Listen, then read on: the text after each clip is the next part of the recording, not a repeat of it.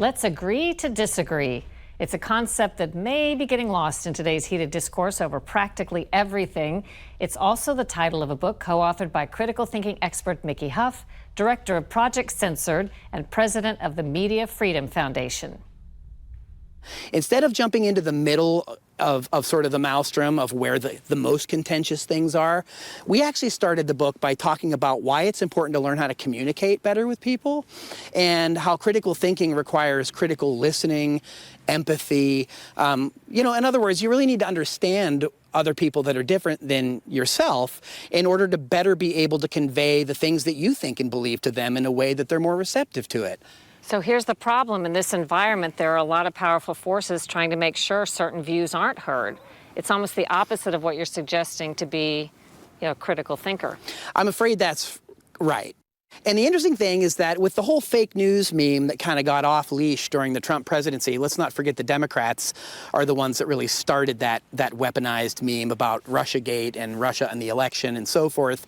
But Trump tactically picked it up and was able to use it in reverse, right? So one has to be careful how one wants to play games and weaponize language, terms, and concepts because they can backfire. Censorship often backfires, for example. So one side wanting to cancel the other side, it ends up coming full circle.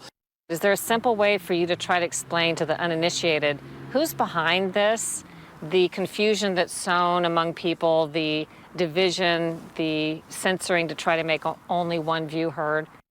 So this is what critical media literacy is about. It's not about just accepting the tools from on high, like from a NewsGuard or from Fact Check or from Snopes, where people are partnering and they're saying, this is true and this is misinformation. See, that whole fake news meme is now misinformation. And now it's the war on misinformation. And interestingly, misinformation only comes from sources that buck establishment narratives. Isn't that curious? And so there's a great effort afoot by these forces to curate those views and to label them misinformation. I mean, I'm an educator, so my job, and I teach social justice studies, and I publish left journalism, and I do, history and political economy, and I'm very critical of the corporate state.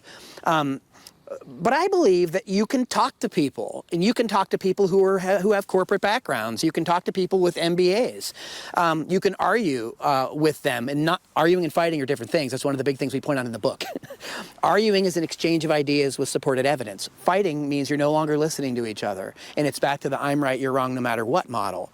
And we know that that model has consequences, and they're not usually positive ones. So that makes this a really complicated dance in a lot of ways, whether it's a slam dance or a waltz or a mosh pit of ideas. But we think that people are all in the dance together, and we hope that the things that we put forward, and on our website at projectcensored.org, we offer a lot of free tools for critical media literacy, and we hope that people pick them up and use them. And when they disagree, we hope they use the tools to help explain why they disagree, so that we learn from each other and that we can maybe teach each other things at the end of the day.